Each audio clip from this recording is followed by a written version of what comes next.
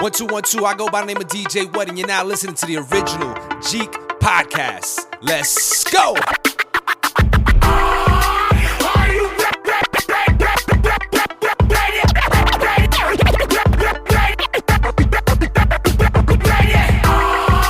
Ready to make an entrance, so backward cut.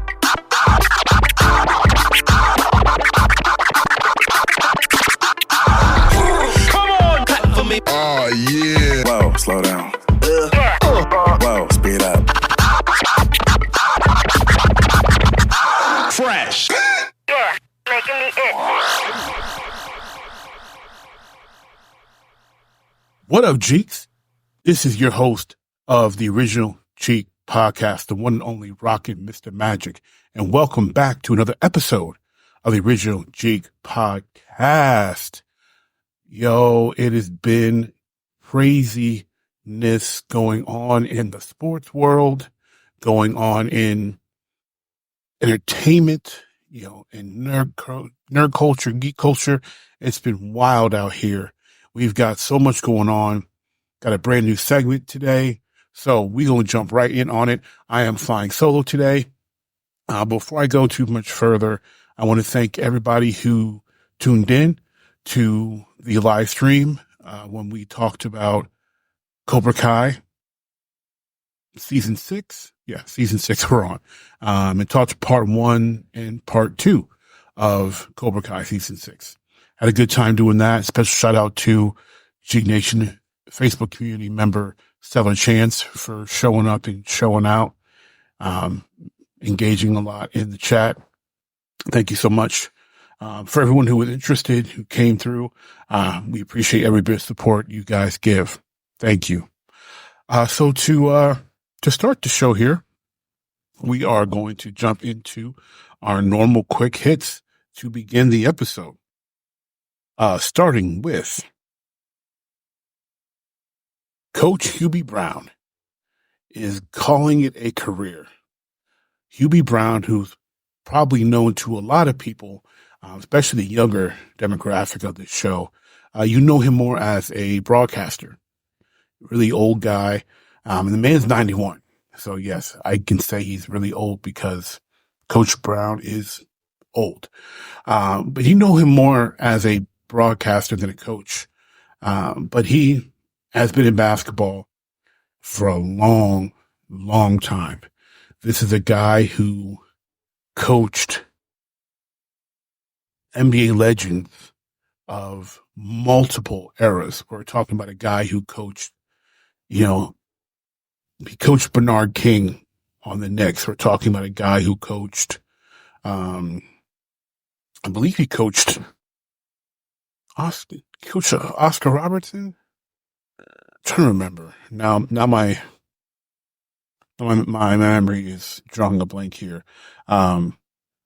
But he has coached so many players. He's been in the game, and that man has forgotten more basketball than almost any of us will ever amass in the amount of knowledge. He is basketball royalty, and he's going to be calling his last game sometime this season. They haven't made the announcement as far as what game will be his last game, but they did announce he's going to call one more game before calling it a career. Hubie Brown has been taking time off due to some things going on in his family life. His wife passed away. I believe his son did as well. Let me take a quick peek here. I don't recall off the top of my head here. I know his wife passed away, and that was something that took him away from the game. Yes, his son passed away. His son had been an assistant coach with the Grizzlies, which Coach Brown had coached not too far away in the past. And his son was a broadcaster for the Knicks. And he passed away, honestly, maybe a month ago now. It wasn't long ago. So between losing his son, losing his wife, Coach Brown has been away from broadcasting games for a bit here. So, he's calling it a career, 91 years old. And just a big thank you to Hubie Brown for the excellence that you've given us throughout all these years.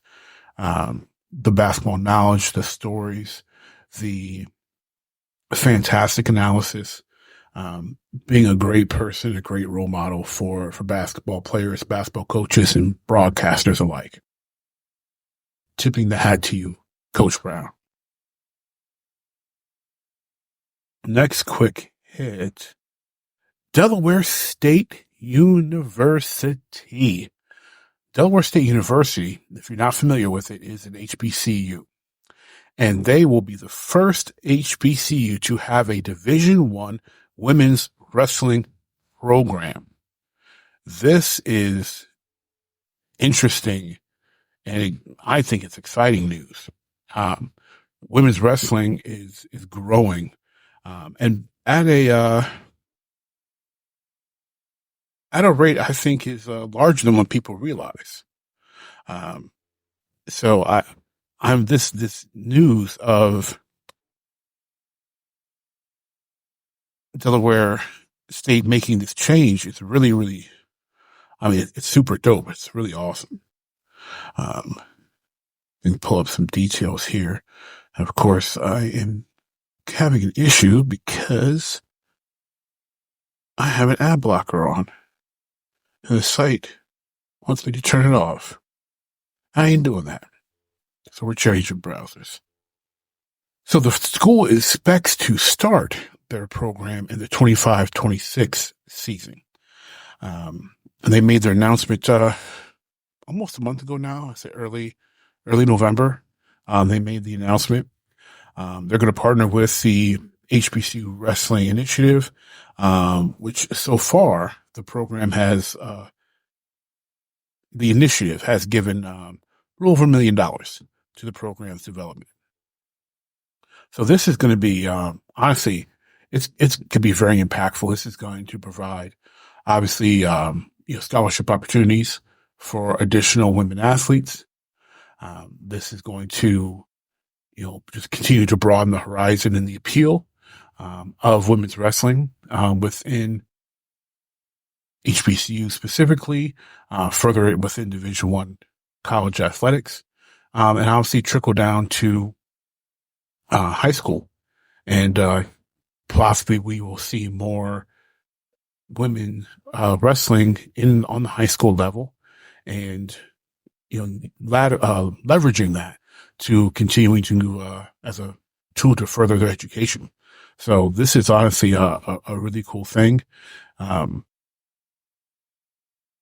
And honestly, with Delaware State doing this, what is interesting to me is they're going to join Division I, but I'm intrigued as far as who they're going to compete with.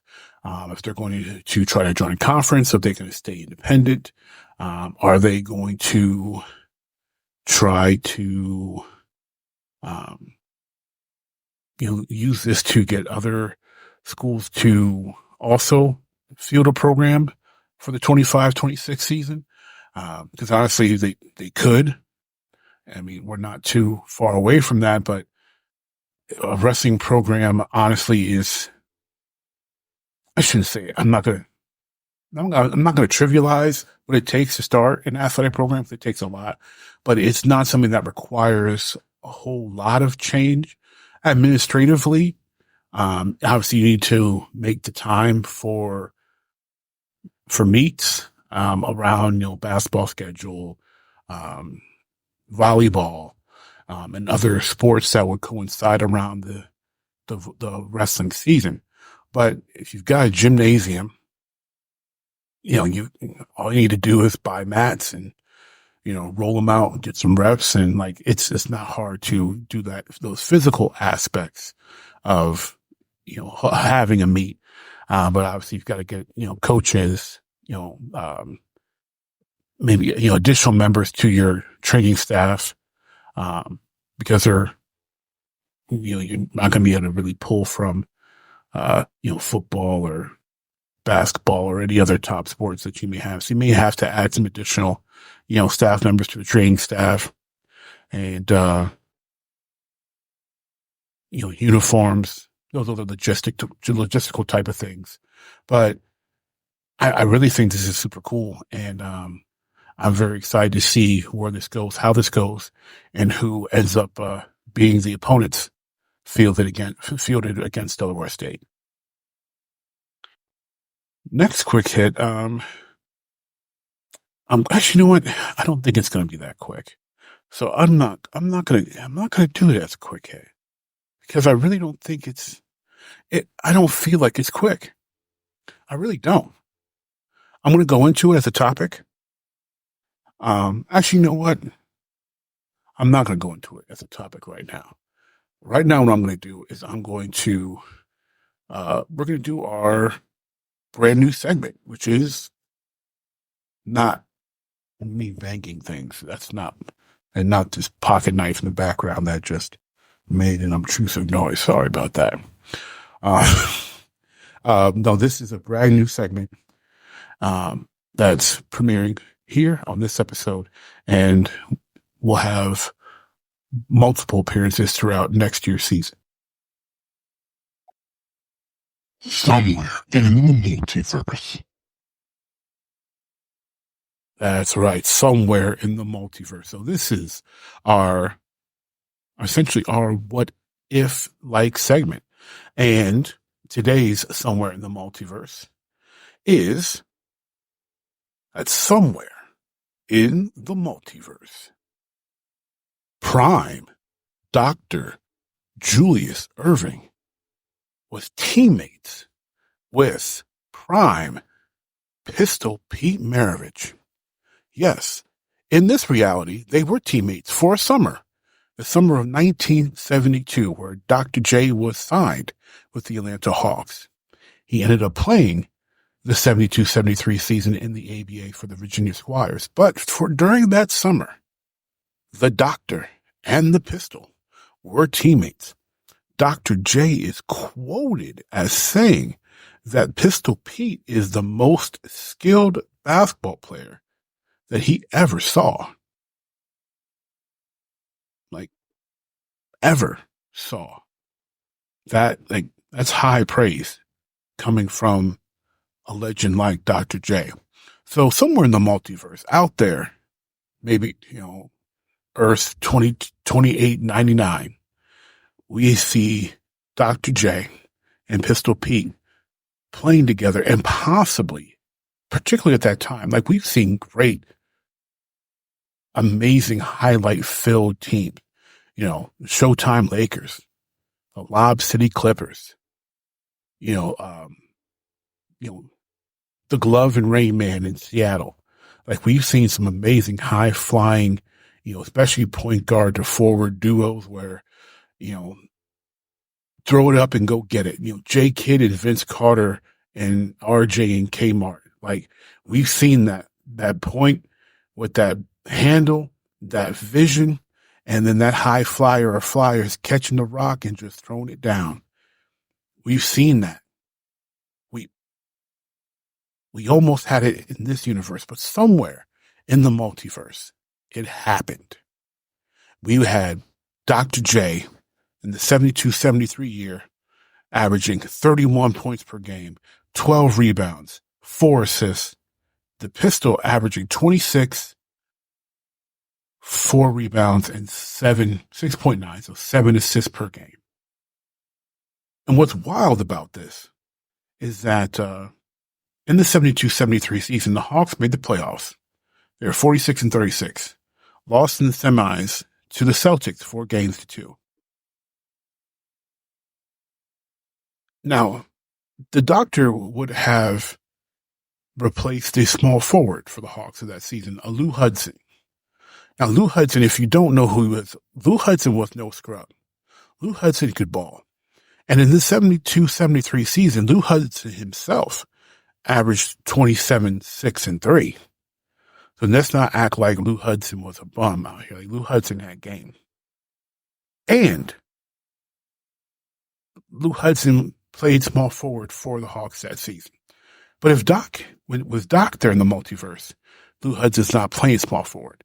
Now, that doesn't mean Lou Hudson gets replaced, mind you. Lou Hudson's not going anywhere. See, he was a Hawk before they signed Doc. He was a Hawk after they signed Doc. So he remains a Hawk. He just played shooting guard, which he had done. He could play shooting guard, small forward. He's a combo player. So you would have had Pistol Pete at the point, Lou Hudson at the 2, the Doctor at the 3. Also, future Hall of Famer Walt Bellamy near the end of his career playing center, but he was still dropping 16 a game on that Atlanta Hawks team.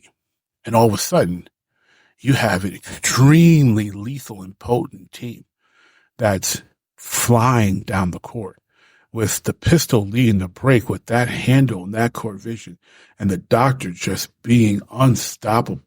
As they said, Doc operated.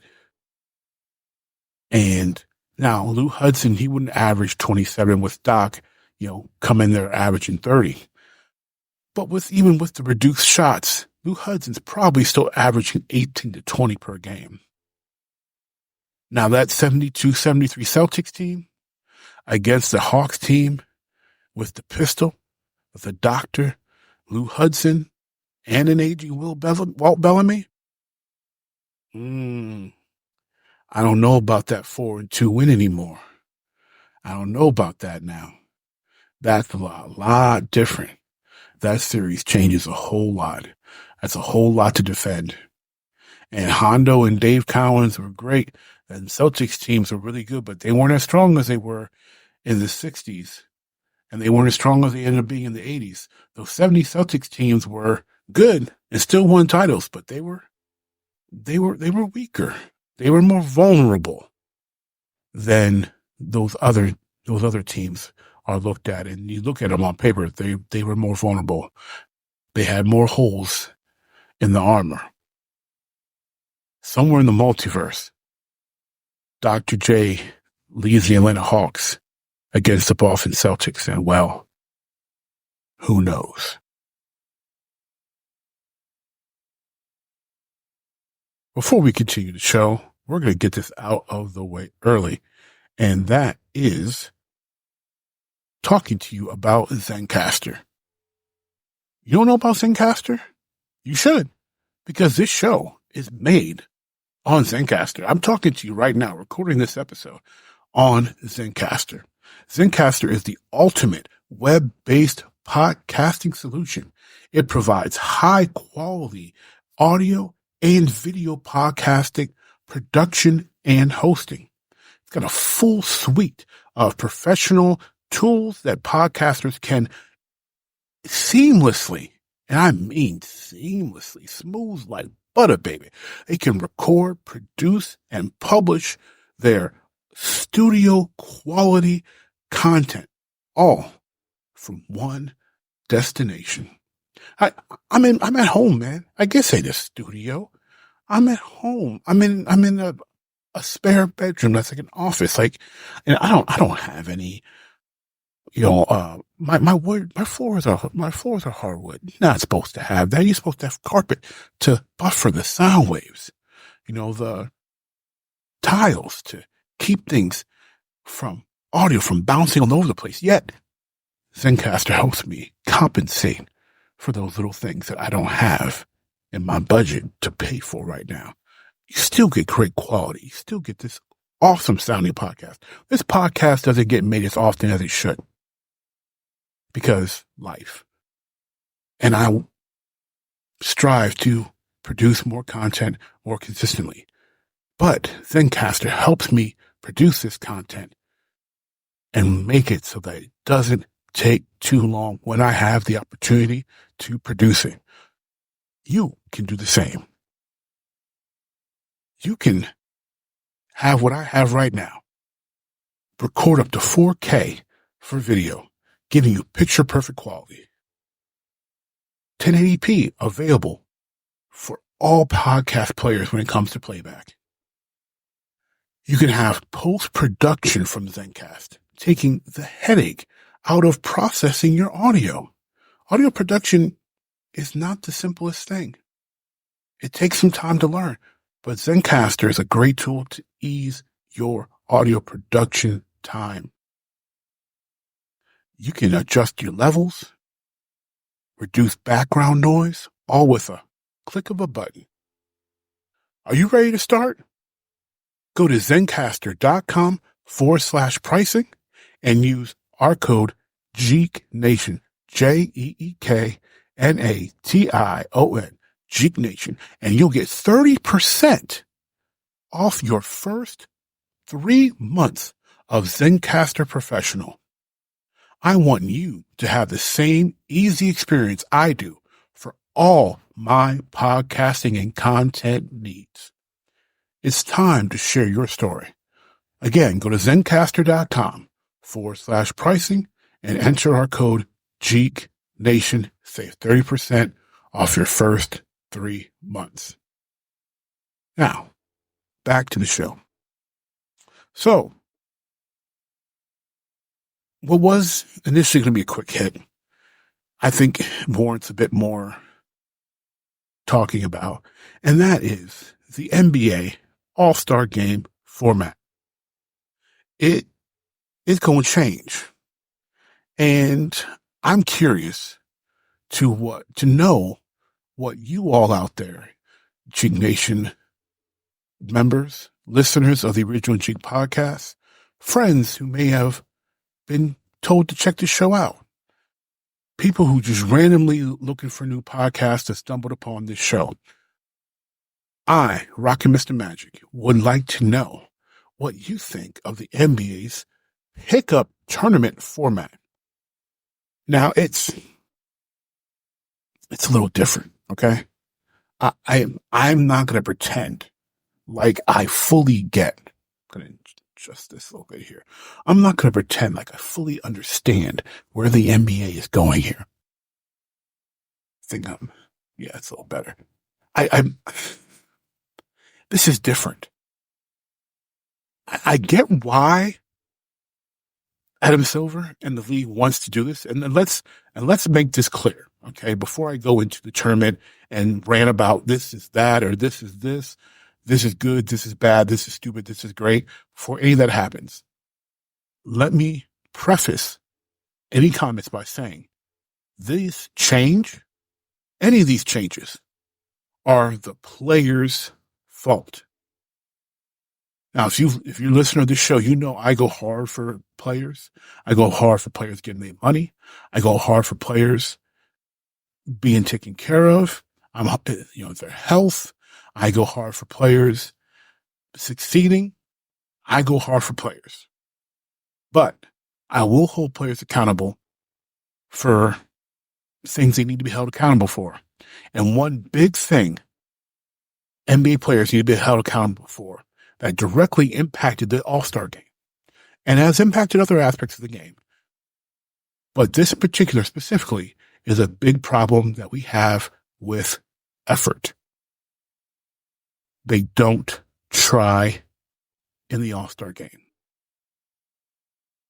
And as fans, and the league itself has never asked people to treat the All-Star game like it's the NBA Finals. They've never asked players to treat the NBA All-Star game like it's the playoffs. But they've asked the players to treat the All-Star game like it is a competition. Now, it doesn't have to be the highest level of competition, but you need to compete. You need to try. And yes, that includes defensively. Take some pride in being an all-star and getting to suit up with the best from your conference against the best from the other conference. There used to be a time where you were proud to represent your conference. There was a time where fans would debate the Eastern Conference is better than the Western Conference, and Western Conference fans, if their team happened to be a Western Conference team, would say, no, our conference is better. There will be debates on Eastern Conference basketball, which was more half-court, slower, grinded-out style compared to Western Conference basketball that was a bit more up-tempo, up and down the court, fast-paced, high-volume shooting. Because it's basketball. The Showtime Lakers, the 80s Denver Nuggets with Alex English and Dan Issel and Kiki Vandeweghe and Mike Adams. fat lever. The Dallas Mavericks with Ronaldo Blackman and Mark Aguirre and Derek Harper. Like teams that could light it up. And you had your teams like, the Pistons and the Bulls and the Knicks and the Celtics dominating half court. Great sets. Making you play hard-nosed defense. Taking no prisoners defensively. Grit and grind with flair as well. The West Coast had Blazers, Drexler, Porter, Cliff Robinson. Like, you had so much going on. Different styles. Pride being shown when you're representing your conference. And that's been null and void for, I want to be generous and say only 10 years, but I know it's been longer than that. It's really close to 20. It really is close to 20.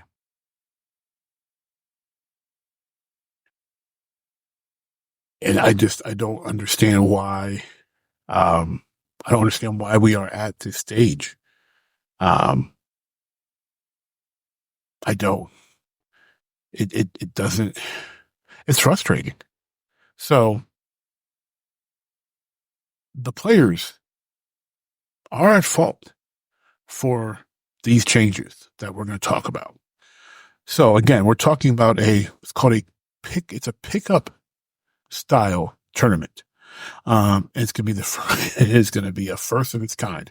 Let me tell you, it's supposed to serve as quick burst competition to resemble pickup style basketball. So it's going to have 4 teams. 3 teams are going to be comprised of your all-stars. So generally it's 12 all-stars per team. And they're going to break that up into, I'm sorry, no, not 12. 20, no, yeah, I'm going to 12. 12 per team.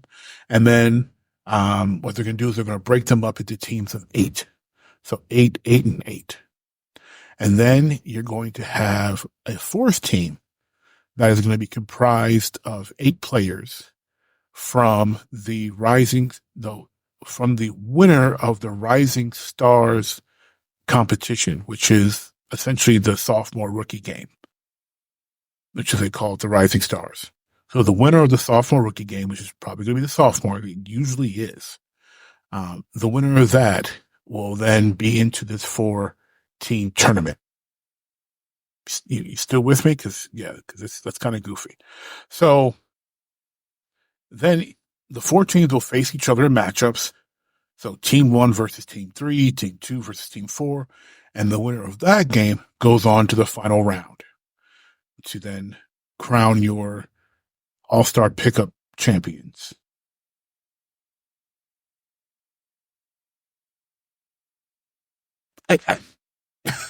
I really don't know how to react to it. Like, it's so different. It's out there. It's really it's different, y'all. This is different. And again, I'm not mad at it because I can understand doing what you can to increase the level of competition and level of intensity. And honestly, I think this can have some positive benefits because if I'm a person, as a player, okay, if I'm playing the NBA and I'm an all-star and I want to compete, I want to play hard. I want to treat this like the last really competitive all-star game, which was probably 2001. If I want to have that level of the back and forth, bucket for bucket, hard defense, like we're playing for pride here. If I want that level, I want to be on a team with other players who want the same thing. And I want all of the people who don't care about trying or anything, let them, hopefully it's only 8, and let them all be on one lazy team. And let that lazy team lose. Get them out. And then we can play the other team of 8 that wants to play. And then, or we'll play the sophomores, or the winner of the Rising Stars game, and hopefully they should want to play, because those Rising Stars are now getting a chance to say, hey, we're going to play against the All-Stars. We're going to show what we can do against these people who are established stars. We're Rising Stars. These are All-Stars. Let's see how we match up against these All-Stars. Let's see how far we've really risen. I do like that aspect of it. It's kind of like when you have like a really good 8th grade team and they're playing in intramural basketball at a school with JV and, teams comprised of JV and varsity players. And the 8th graders come in and they're winning. So I really do like that aspect of it, because honestly, they may go the hardest, and it could be, worst case scenario for me as a fan would be the all 24 All-Stars don't care and they're not trying. And then that's boring. But if the winner of the Rising Stars game comes in and they're going at it, and they beat these all-star teams, I'm for that. I'm for them showing that, hey, we want this. We want to be in the spotlight. We want the notoriety. We want to show that we're here to play, and we're not going to lay down for anybody, and we're going to play hard during this exhibition. We're going to put some effort into it. I am 100% for that.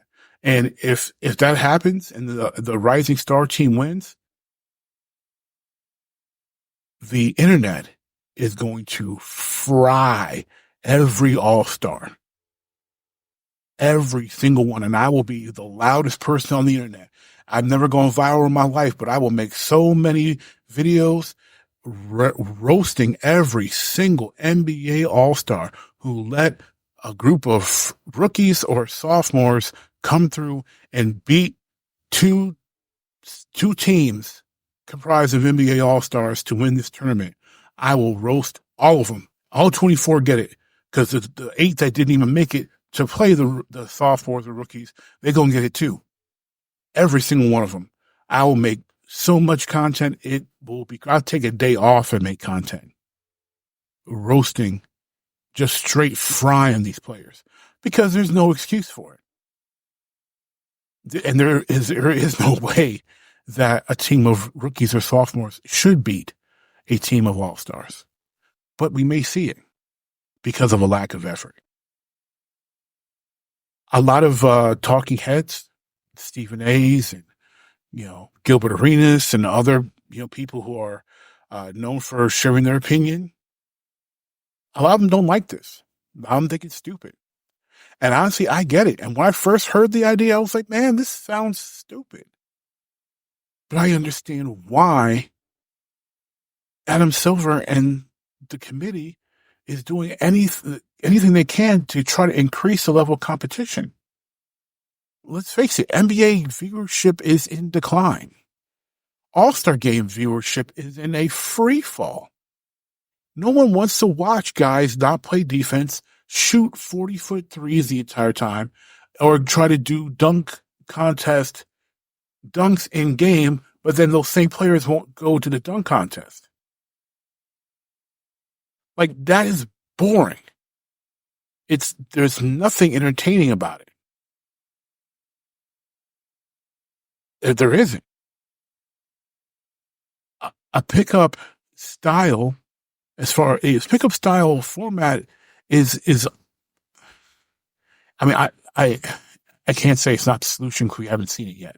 But what we need is pickup style energy, pickup style hustle. So when you're playing pickup, generally you're playing because you love the game. You're playing for the passion of the game. You're playing for pride. You're playing because you want to win. You want to have fun. You want to have fun going out there playing and winning. And that's really what it is. That's pickup ball. And look, executive coaches and players all talk this out. So players have their hand in creating this format, and I applaud the players who had their hand in this and the coaches who had their hand in this for thinking outside the box. I don't know how, I'm not going to pass judgment right now on how fleshed out I think the thought process was, but I applaud them wholeheartedly for thinking outside the box because it's 100% needed. Steph Curry being one of them. Shout out to you, Wardell, for doing something to try to increase competition. I also want to know, how are they going to pick teams, man? Because honestly, if we're going pickup style, okay, bear with me here. If we're going pickup style, let's go pickup style, okay? Let's push the time frame for all-star voting, push it back a week. Start it earlier, end it earlier, okay? Because what we want to do here is try to garner as much potential eyeballs onto this as possible. Emergency services going around the background here. I'm going to lower my microphone for a sec.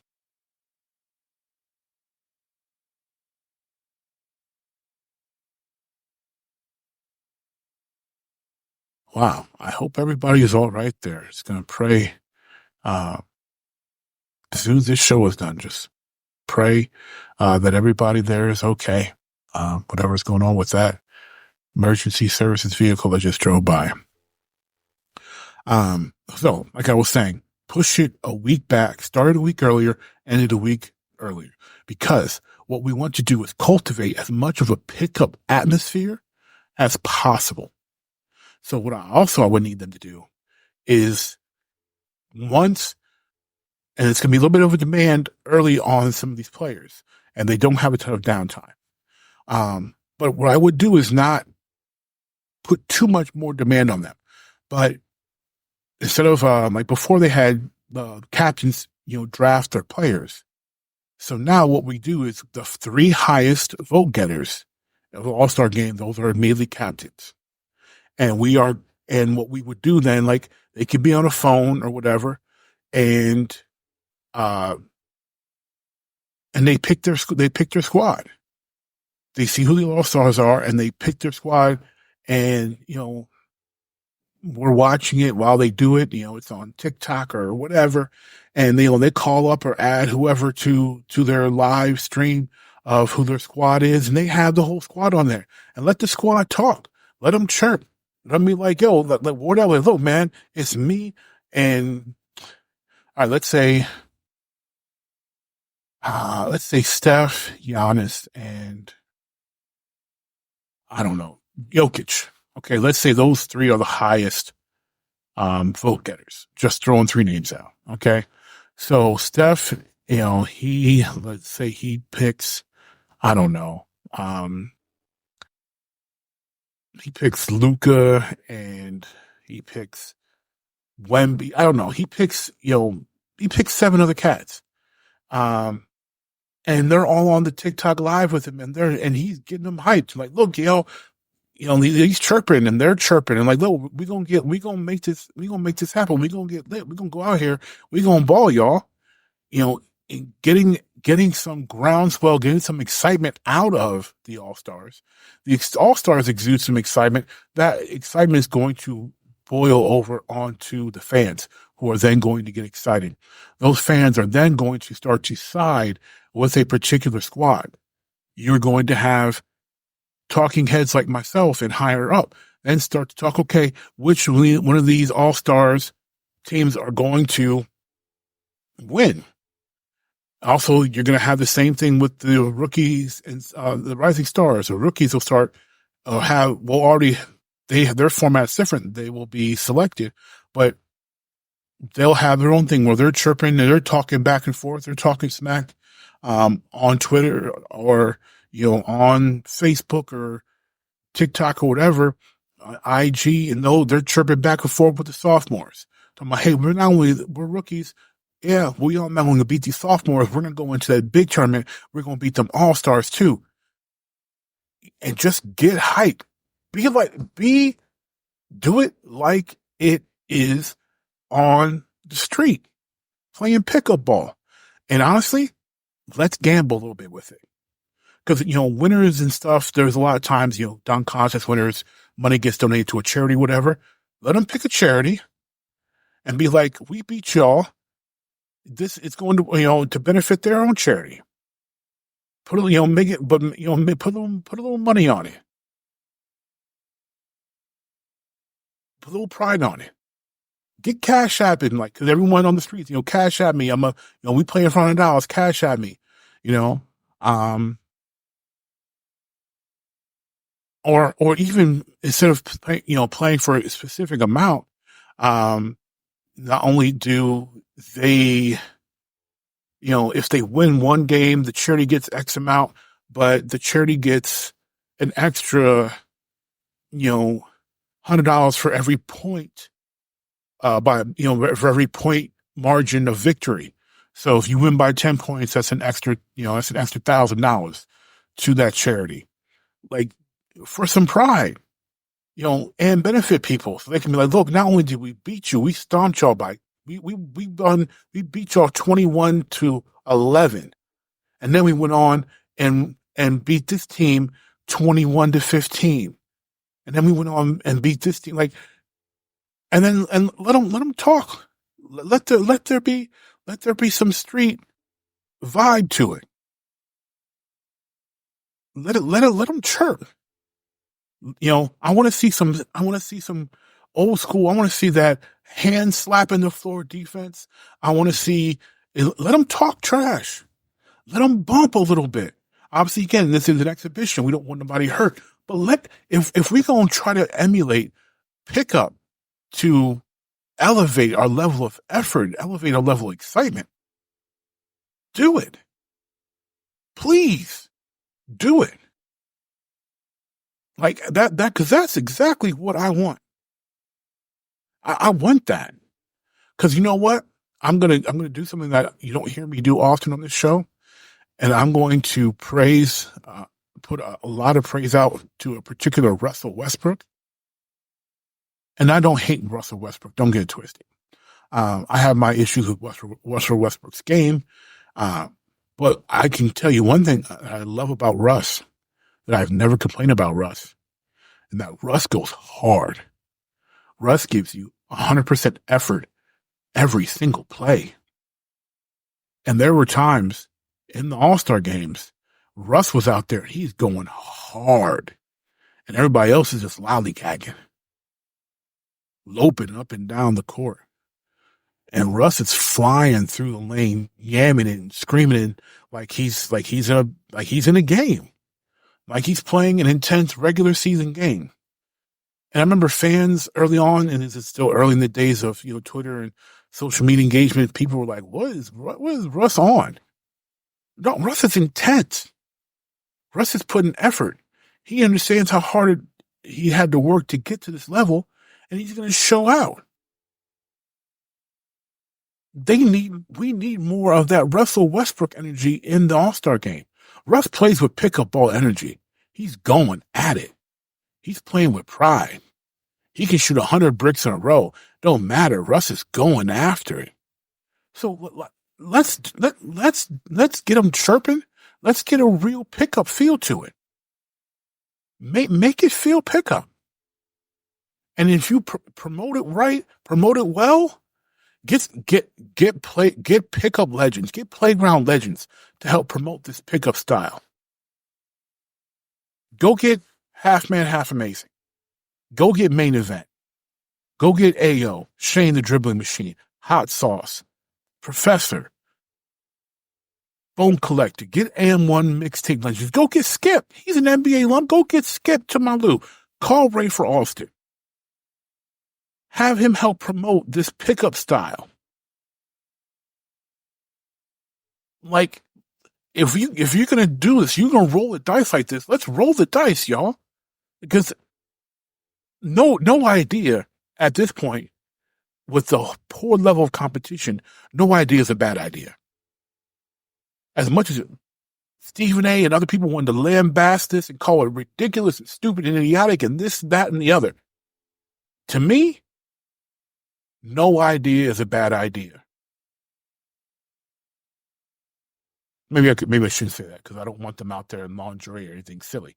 But no reasonable idea is a bad idea. It really isn't. So, I mean, there's so many. I mean, we can get some dope designs for uniforms. We can pick up style. You can even theme it. Like, theme it like it's above the rim. Bring out the shootout jerseys. Talk to, I mean, it was a New Line Cinema movies. Whoever owns the rights to New Line movies, call them up. Let's make it look like the shootout. Like, let's have some fun with this. Garner excitement. What you got to do? I don't care if you make it look like, I don't care if you make it look like the Rucker League. I don't care if you make it look like the Drew League or take some elements of, of how they do things. Either Drew or either Rucker or the Cage in New York or St. Cecilia's in Detroit or, any place where pickup ball, hits is going, the best pickup ball in whatever city, wherever that's played, take elements from that. Particularly if the whole city is a city that has a legendary park, take elements from that. Don't straight copy it, but take elements from it. Pay homage to the pickup game in that city. Respect that city and its pickup game and its pickup culture. So if they play a 21 a certain way, play by the rules of that city. If you're in Philly, play the way Philly plays. If you're in New York, play the way New York plays. If you're in Detroit, LA, Chi-Town, Dallas, play the way they play there. And if they play no blood, no foul, I mean, the league's not going to do that. But if they play no blood, no foul, let them play that way. Let them call their own fouls. I would love to see that. Give the refs a break. Let them call their own fouls. Actually, maybe that's not a good idea. Because some of these players may just be ticky-tack. But, I mean, we all saw Devin Booker in that video talking about, you can't double team. This is pickup. We mean we ain't double teaming. I still, I would say, do it. If somebody, and honestly, I take that back. I retract what I said. Do the no blood, no foul. Because somebody acts a wuss and pickup, just like Joakim Noah called out Booker for complaining about a double team and pickup. Let other players, let the fans call them out on that weak sauce. Weak stuff. Y'all know I don't cuss. If I cussed, you know exactly what I would be saying. Weak. Weak, insert. Let the peers call them out on it. Let the media call them out. Let social media rip them for being soft. Because we're already talking about how soft they are. If they want to enhance the softness, let them hurt their own brand. Let them be soft. Let the people who have a little grit and grime and heart in their game, a little guts in their game, let them show what they made of. I am 100% for that. Adopt the identity of the city of the host city for the NBA All-Star game for that weekend. Because that city, let that city have some pride that they're hosting. I'm on. That would make me as a fan more excited to watch. And that would keep me watching more because I want to see what it's like for what they do for Indy, what they do for Milwaukee, what they do for Orlando, Miami. Everything is themed to that area. How they play, uniform design, where they play. Even any promo, they do some promo at outdoor parks. Go to the popular spot. You don't gotta play there. You don't play outdoors, but you can go outside for a little promo shoot out there in your uniforms. Little publicity. talk a little smack on TikTok or IG Live or whatever for the, because you have the All-Star tournament. That's my 2 cents on that. I'm not going to ramble anymore because that's my 2 cents on that. Last topic. Last big topic. It's not even going to be big because I just made that one big.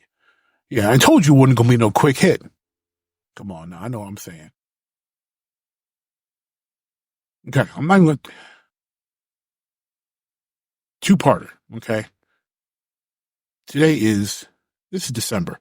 December 12th, in about a week, will be the Game of the Year Awards. And we have an interesting list of the frontrunners, the nominees for the Game of the Year Awards.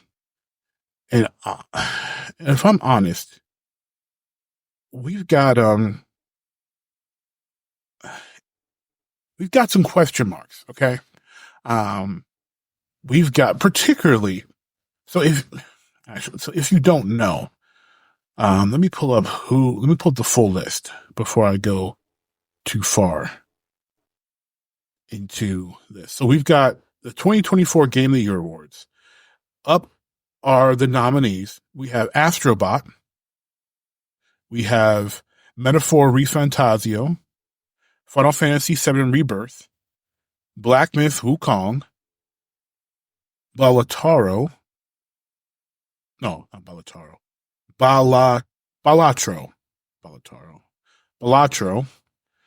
Elden Ring Shadow of the Erdtree rounds out all 6 of Game of the Year nominees. Okay, so if you're not familiar with each of these games, some of you listeners may be Xbox only or PC only or whatever. So let me give you a little background. Astrobot, PS5 exclusive. Why it could win? In short, it's a fun game. It's a fun game. It's a delightful platformer that is innocent and fun, makes complete and utter full use of the DualSense controller for the PS5. If you really want to ever know what that controller really can do, Astrobot is the vehicle that takes you on that drive. It's truly amazing in that aspect. And it really deserves inclusion as Game of the Year.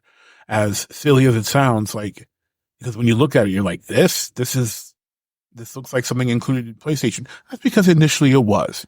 And it was so good that it actually made it into a full-out game. So, I guess it has a weakness, which,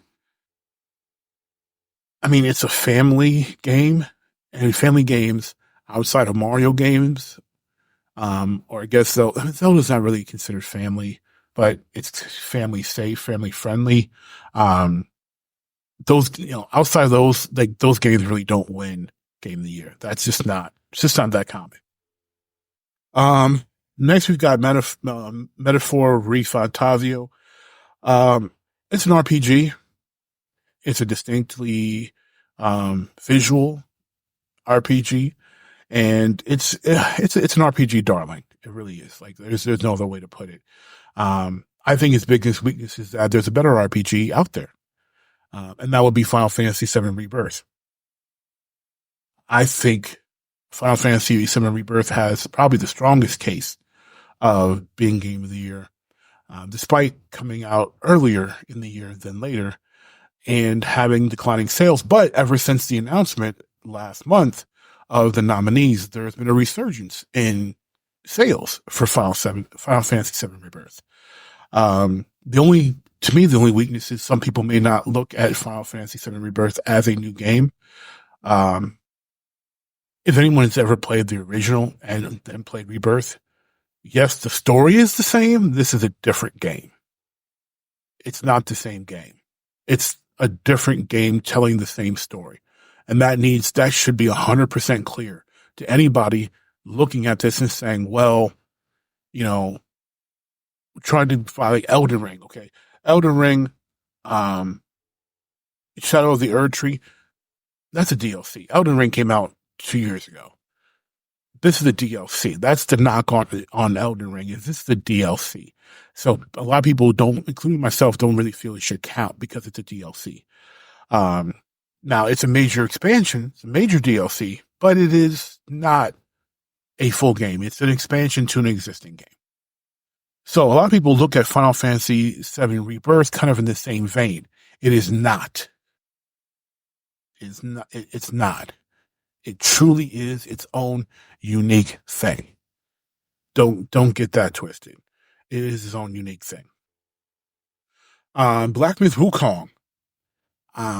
This was tied for most of the year in my mind with Final Fantasy VII as Game of the Year. I was going back and forth in my mind over which one was Game of the Year, and mostly strictly because visually both the games are striking. I think Wukong has being that it's different from so many mainstream games that we get, just a deep dive into Chinese lore and storytelling and, Chinese imagery and figures is a breath of fresh air, in my opinion. And I know that it's a massive seller, but its main sales have been in Asia. Probably, I don't have the numbers or visual. I doubt I could even look it up. But it didn't hit in the Western world the way it did other parts of the world. And I think that's a shame because I think it's a fantastic game. And I really think, in my humble opinion, it's right there. It's 1B. It's either second or 1B to me. I think Wukong is fantastic.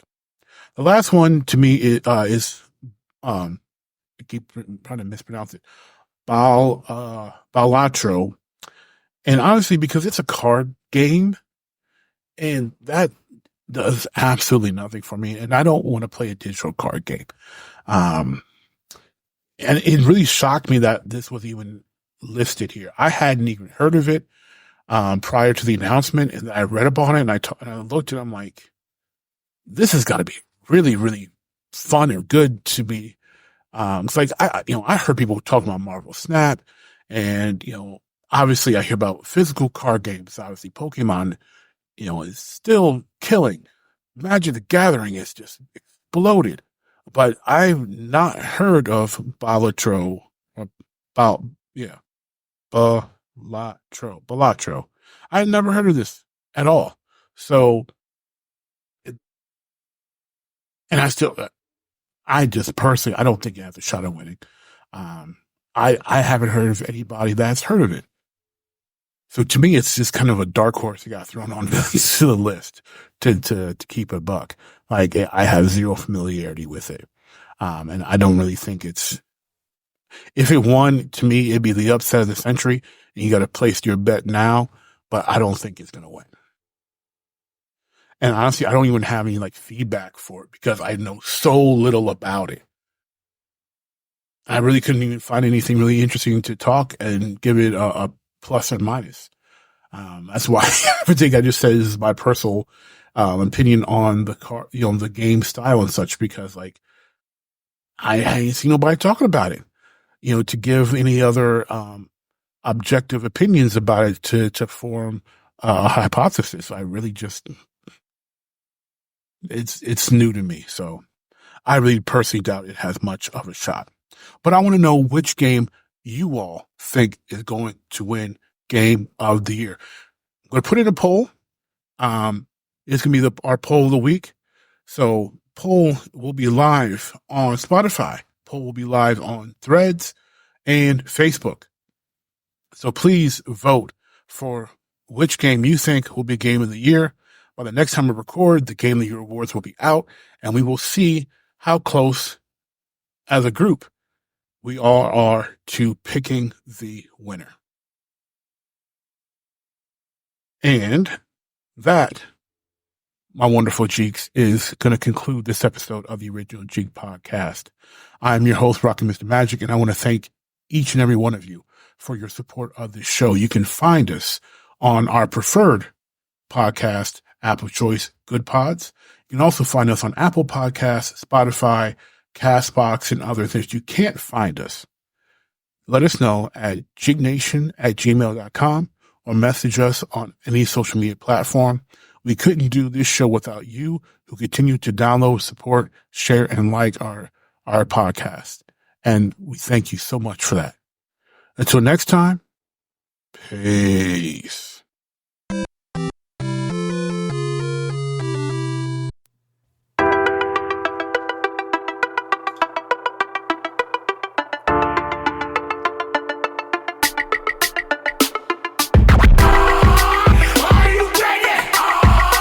Ready to make an entrance, so backward cut. Come on, clap for me. Oh, yeah. Whoa, slow down. Whoa, speed up.